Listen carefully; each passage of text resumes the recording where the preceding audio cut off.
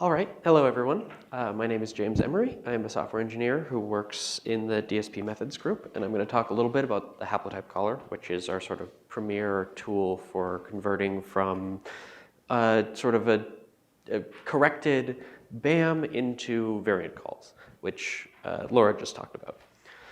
So here's just a recap of what Laura was just talking about generally, is that importantly, we have already at this point in time, when we're running the haplotype caller, we've already gone through all these steps that we talked about yesterday, like mapping the reads to the reference or alignment, marking duplicates, and calling BQSR.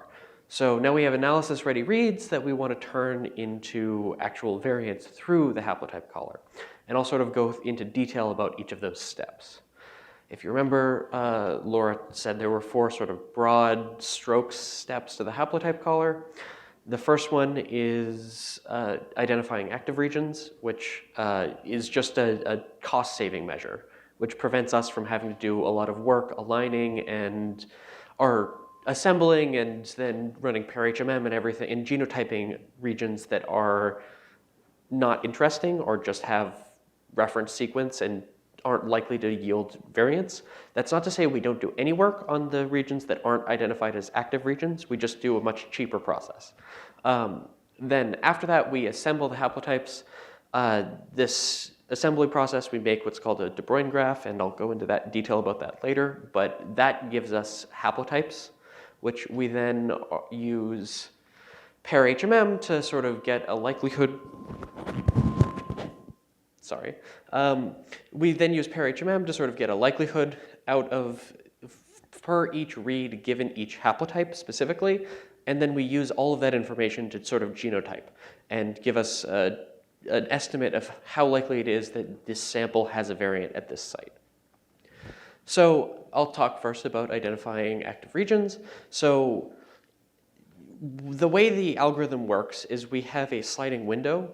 We take all of our aligned reads, and we have a sliding window that we walk across the reference, and we look at just one base at a time, and we look at all the reads that were aligned to exactly that base across the entire genome, and we count up how many mismatches each of all of those reads in aggregate have compared to the reference, or how many, if there are any indels, or if there are a lot of soft clips, because all of those could be evidence that this site has a true variant that's something we actually want to align. And once we have all of this, and we've done this over a significant portion of the genome, we end up usually with a very spiky graph that might say, like, there's a variant here, there's a variant here, there's a variant here. And from there, we sort of smooth the spikes. And we do that importantly because we want variants that are close by to be assembled together, because then we can get haplotype information. Or it could be that if there are 2 variants very close to each other that says there's a true insertion or deletion at that site that just wasn't aligned very well. So we do this sort of smoothing step to get a graph that looks more like this. And then we apply just a threshold and say that everything that sort of is over a certain threshold and contiguous becomes an active region. Can you remember what soft clips are? Sorry, soft clips are, so clipping is when you take a read in your BAM and you just say, we aren't processing these bases even if they're there. And there's 2 types. Either you delete the bases from the BAM entirely, and that would be what's called a hard clip. So you say, this I know is maybe adapter sequence or something like that, and so we're just going to cut it away. Or you do what's called a soft clip, where you say, this doesn't align to anything, but we're keeping the information in case you want to use it for downstream processing. If they align to something, the other way MEM has supplemental alignments. So you might, if you have like a legitimate structure variation breakpoint, you'll end up with one alignment that has the first part of the sequence and the second part soft clipped, and you'll get the supplemental one on the other side with the previous part soft clipped and the second part of the sequence. So it's high quality data, it aligns somewhere, we soft clip it to say it doesn't align here. All right. So the next step is assembling the plausible haplotypes. And so at this stage, we sort of first do a local realignment. So we take our active regions, we look at just the reads that were aligned by BWA to that active region, and we build a De Bruijn graph. And then we use that graph, we traverse it using Dijkstra's algorithm to sort of collect all of the most likely haplotypes at that location. and then we align those haplotypes to the reference, which we then will use down the line for genotyping and using Smith-Waterman. First, I'm going to talk sort of about what the assembly graph looks like and how this sort of works. So when we're making these graphs, you can think of it as a graph where each of the nodes are k-mers. In this case, this is a 5-base k-mer, so G, T, C, T, C. And each of those k-mers correspond to actual bases that occurred in the underlying reads or haplotypes. So for example, here, look at this blue sequence that starts with GTCTCA. That is a read that let's call that the reference sequence because it's marked here. And you can see the first set of bases here correspond to this 5-base k-mer here. And if we want to extend this k-mer and sort of build the next node in the graph, we would make another one that's actually TCTCA, right? But actually, we don't need to think about all of those first bases because that information is stored in the previous node in the graph. So we just sort of extend it here with an A, and we can think, well, there's an edge that connects the end of this k-mer to the beginning of this next k-mer that we observed. So we extend this, and then we add a C here, and we get CTC, AC, and et cetera until we get all the way to the end of this sequence. And then we have sort of a graph of what that read or that haplotype corresponded to. And then we sort of do this in aggregate. We add all of our reads into this De Bruijn graph. And maybe there are errors or mismatches. So for example, if we look at this read up here, it starts with GTCTC, but then it extends to a T. So instead, when we extend from this node, we add a T up here, and then we build off on this part of the graph. And then there's this other read that has 2 T's and so on.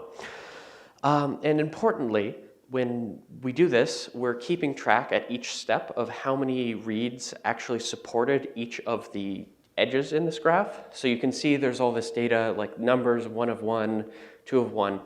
And that's actually one of the important bits of data that we use for error correction.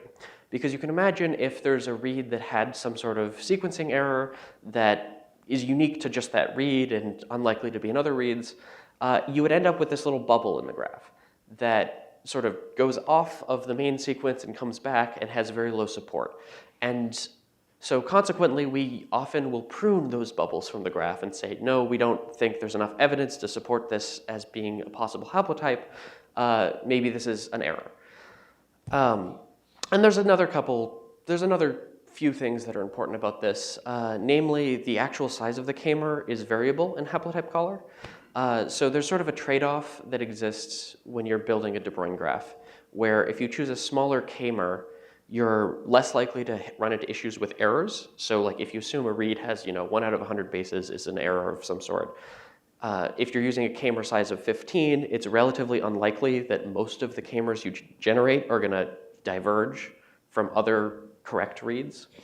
But as the k-mer size gets bigger, errors become more of a problem, but also there's less of a chance that you get a cycle in the graph. So if you imagine if this haplotype extended and after this A there was another GTCTC, well, the graph would actually loop back on itself and you'd get a graph that's much more difficult to process.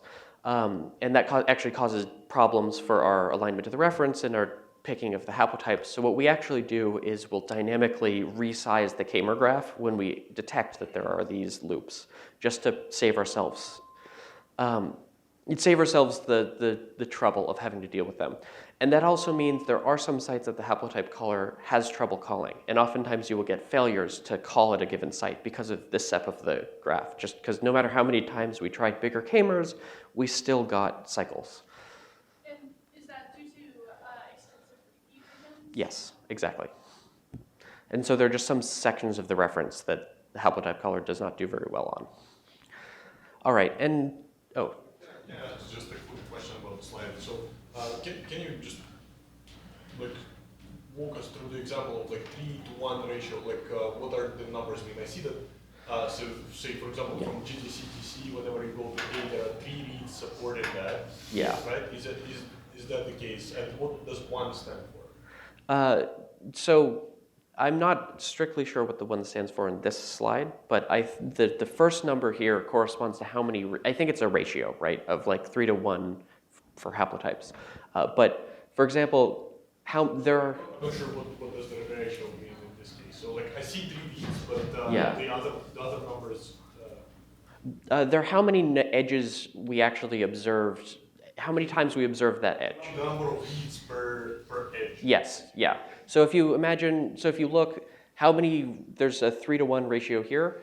How many reads in this whole like set of haplotypes starts with GTCTCA, right? And you can count 1, 2, 3 reads that go from, this kamer to this kamer. And that's what that ratio sort of stands for. All right. All right, and so I'm going to talk a little bit about why we do this. This is an example that's actually not too uncommon from the haplotype caller, where indels are actually very difficult to align, particularly insertions, because you're trying to align novel sequence using BWA, and sometimes it can have trouble with that, sometimes it can get confused and aligned elsewhere, or you can get very messy cases like this. So this is sort of, a clear example of this, where oftentimes, this is like an IGV screenshot, all of these colored bars here correspond to places where the underlying read was a mismatch compared to the reference. And then you can see here, if it's sort of grayed out and still colored, that also says that that might have been a soft clip at that region. So maybe it aligned it elsewhere, it had trouble aligning it. So it's actually fairly common for indel sites to have lots and lots of this, like these very poorly aligned reads sort of around, and it can complicate things. So one of the big advantages of doing assembly-based realignment is that we can we realign the reads based on sort of consensus of all of the reads in that region. And that gives us a lot more power than BWA has, which is intended to be a very fast approach. Since we're doing just a local reassembly here, it's actually relatively cheap to do this expensive process to realign the reads. And haplotype caller is actually capable, if you give it the /BAMOut option, of outputting all of the haplotypes that it thought were the real haplotypes at each site. And so here's sort of an example of and also all of those reads realigned to those haplotypes if it thought that there was a better alignment.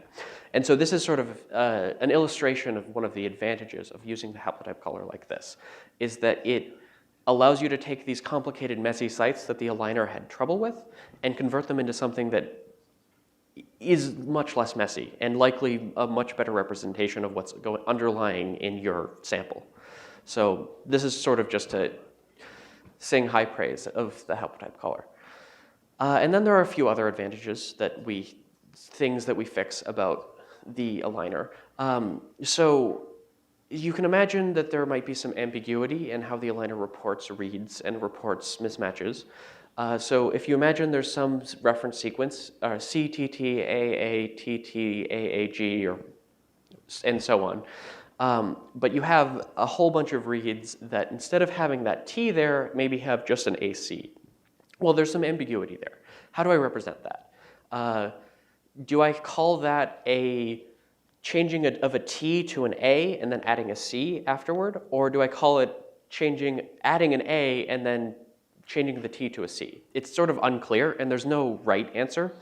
And actually, since there's no right answer, BWA doesn't choose any answer as the right answer, and will often sort of choose one or the other based on non-deterministic factors, like which half of the read BWA saw when it was aligning, or what base context there is around that particular site. So this is one of the advantages of haplotype caller, is it will resolve these ambiguities. In your BAMOut, it will correct reads in regions that are complicated like this, that are confusing like this, and pick one or the other answer. So all of your reads have a much higher parsimony to each other, which is useful.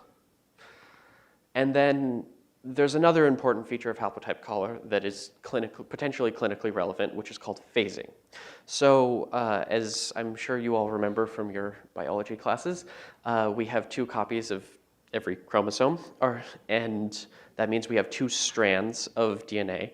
And so if you have two heterozygous variants that are very close to each other, you might want to ask the question, well, are both of those heterozygous variants on the same strand, or are they both on opposite strands? And you can actually see, oftentimes, if you're looking at IGV, it's very clear which when two variants or heterozygous variants are phased. So for example, here you can see both of these variants are like if a read has one of the variants, it necessarily has the second variant. And over here, the opposite is true. If a read has one variant, it necessarily doesn't have the second one. And that says that they're almost certainly on opposite strands. And this can actually be, and the haplotype caller is actually capable of outputting this information. So when it builds the haplotypes, that actually contains phasing information. And it uses that to generate these PGT and PID flags, which it will attach to your genotypes if it could phase. Now, there are some limitations to this. Generally speaking, you have to actually have reads that cover the entire span of your two hets. And since, Illumina data is typically, depending, might have, 400 base at the upper end, 400 base insertions, generally speaking, that limits the phasing to maybe 200 to 300 bases at most. So you can only do this for variants that are very close to each other, but this is still potentially useful information. And just to sort of illustrate why this is useful, one can imagine your patient has, this is a gene that encodes for some protein that is important for preventing somebody from having some disease or other. But they have two heterozygous variants at two different sites on the protein. And you might want to ask, well, are those two variants phased with each other, or are they phased against each other? And if you can imagine at the top example, if they're phased with each other, well, your patient might have one totally functional copy of the protein and one totally non-functional copy of the protein. And that would mean then in all likelihood, they might not be fully affected by the disease, or they might just be a carrier of the disease. Whereas if you can imagine the opposite case, where they're phased on opposite chromosomes, then you have then the patient might have two separate, non-functional in different ways copies of the protein, and thus they might be susceptible to whatever disease you're studying. So this is interesting information when you can extract it. You could potentially extract longer interactions if you could, if you know that these two go separately, and then you could look at other reads which align. Yeah, if you phase it, yeah, you like leapfrogging. Yeah, I don't think the haplotype caller, though I would ask that Laura correct me about this. I don't think the haplotype caller will leapfrog these, partially because the active regions are capped at about, I think we cap our active regions at approximately 350 bases or so, which says that we aren't actually going to do assembly much beyond that length. And so if you're between two active regions, you can't actually see phasing information across that. So there are other limitations that sort of prevent you from going past a certain distance. If you're really keen on long-range phasing, GATK3 had a tool called readback phasing, which will daisy chain reads that have SNPs. The person who developed it isn't working on it anymore, so we didn't end up porting it to GATK4, but you can still download the old jar and run it. All right. So now to sort of get back to the algorithms behind haplotype caller again. Now that we've actually aligned all of these reads and generated the haplotypes, or assembled all the reads and generated our haplotypes, we want to sort of get a likelihood score of each of the reads given each haplotype. And we do this using PER-HMM. PER-HMM stands for pair hidden Markov model, which is just a probabilistic sort of state machine model, mathematical model that we use to you can use to estimate the probability that some particular set of observances came from some particular set of hidden discrete states. And importantly, what we use this for is we take each haplotype that the haplotype caller emitted that was part of our most likely haplotypes, and we use this HMM to estimate how likely was it given what we know about the error rates and the sequencing error, like the issues with sequencing and the error rates and the likelihood of each base being incorrect in the read that we actually observed. So this is actually where we use the BQSR results from yesterday.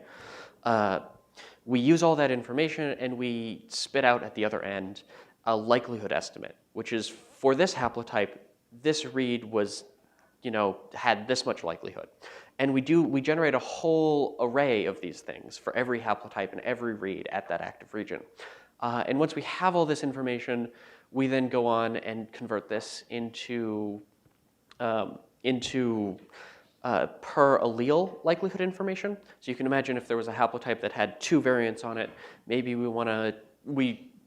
at the end of the day, what we want is a VCF output that says at this site, your patient had a heterozygous SNP for this particular location, and a haplotype is subtly different than that, so we have to do this conversion. And so the way we do this, just sort of to clarify this slide a little bit, you can imagine that each of these 4 outer yellow bars corresponds to a given haplotype. And we're sort of, in the middle is a read. And each of these haplotypes might have an A or a C in the first position and a G or an A in the second position. And what we want to do is look for a given read, so this read, say read 1, how likely is it that it has a C in position 1 or an A in position 1? And so the way we do that is we actually look, well, if I'm asking if read 1 has a C in position 1, I look at all the haplotypes that actually have C's in position 1, so 2 and 4, and then I go over to my array and I say, okay, of those haplotypes 2 and 4, which one is the most likely for that read? And so I can see, oh, there's a 0.01 or a 0.01 for haplotype 4 and 0.10 for haplotype 2. And I say, oh, well, haplotype 2 is a 0.10. That's much more likely. So I'm just going to use that as a stand-in for the likelihood for this read, given that allele. So we actually use the likeliest approach here. Or just sort of the algorithm does that. And we do the same thing for all of the other possible alleles at that site. So for example, we would then look at the remaining 2 haplotypes and say, okay, well, the probabilities are 0.05 and 0.06, and 0.06 is the most likely for that read, and so forth. And we do this for all of our reads at that given site. And once we have this, now we have, yes? So that probability is dependent on the error rate of that base pair, so the quality of that Yes. plot, and how many reads there are that are plotting this space like that? So it's based on the error rates of that read and our knowledge about the gap penalties and whatnot for alignment of that read, given that haplotype. Now it could have been that, and also how well the read corresponds to that haplotype. So for example, if there's another SNP on the haplotype and that's not on the read, that might decrease the probability that we assume that that read was emitted by that haplotype. I hope that was helpful. You can ask more questions about that later. But anyway, the point is now instead of having data on likelihoods per haplotype per read, now we have per allele per read, or per allele per read. And we want to actually convert that into our likelihoods that we output in the haplotype caller. And the way that we do this, we use a Bayesian model. So I'll just sort of gloss over the math here a little bit, but you can think we have what we want to figure out is the genotype information. So what we want to say is what is the probability of the genotype given the reads I've observed? And so we flip that on its head using Bayes' rule, and we say, okay, well, we can say that is the likelihood of each read given each genotype times the posterior on, or the prior on the genotypes that we have. And in the haplotype caller, it just so happens we use a flat prior, so we ignore that information, and we just look at the likelihoods of the reads given the genotypes. But we just calculated that information, right? We have the likelihood of the reads given each allele type. So we can sort of plug all of the information that we already know in, and we can use the fact that, at least for human data, and this is adjustable in the haplotype caller inputs, that we have a diploid sample, and we can actually just plug in values from this array. So if you continue with our toy example, we can calculate, for example, the probability that, the likelihood actually that there were 2 C's at this particular site, given all of the reads that we've observed. So you can see there are 3 reads. There are 3 sort of clusters in each of these, so if this is a genotype for 2 copies of the C allele, so I just go over here to this read for read 1. How likely is it that there was the C allele? I just plug this in here, and I multiply that out for all of the reads, and I get a likelihood output. And then I do that for each of the possible allele inputs, with plugging in maybe the C plus the A allele for all of these reads. But what's important is I do this for every possible genotype, and I get likelihood scores out the other end. And once I get all of those likelihood scores out the other end, I actually normalize those. So I divide them by the sum so I can get actual probabilities instead of just likelihood scores. And so, for example, in this case, this would say that there's a 56% probability, quote unquote, that given these reads, we think there was a C allele, a homozygous C allele at that site. And we calculate this for all of them, and we have this data, and this is what we actually will report as our sort of confidence for the haplotype caller. So when we actually go to report this information, what we do is we first convert it to a Phred score, or Phred likelihood, or Phred scaled probability, or Phred likelihood score, which is important because you see the log in there. That makes it so it's a lot easier for you to sort of compare data across multiple orders of magnitude. Because say, one allele was 100 times less likely than the other allele. That's just better, much more easily represented in small numbers, discrete units, with a PL score. And so we convert it to a PL score first, and then as by convention, we will sort of compress the data by sort of subtracting out the lowest PL score, or the most likely PL from everything. And then we also, just for data compression reasons, convert everything into an integer. And that's what you actually see when you see a PL score array in your output BAM. So this is sort of an example of what PLs might look like for that example between the A and the C alleles in the variant VCF file. And so this is sort of what happens for every variant that gets output by the haplotype caller. And yeah, that's sort of like, in broad terms, how the haplotype caller step-by-step works, and a little bit about the math. So in a normal Phred score, higher means higher quality, but it looks like it's the opposite here. Because I thought you said CC was the preferred genotype. Yes. And that has the lowest score. Yeah, because you want it to be scored, you want it to be positive, this scale, correct? Yeah, we multiply by -10 here, which I guess is separate from a normal Phred scale likelihood.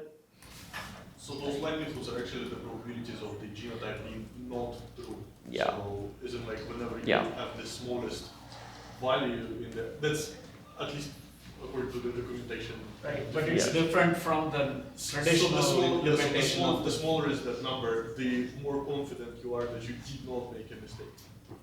So that's kind of a complex statement to persist. Right.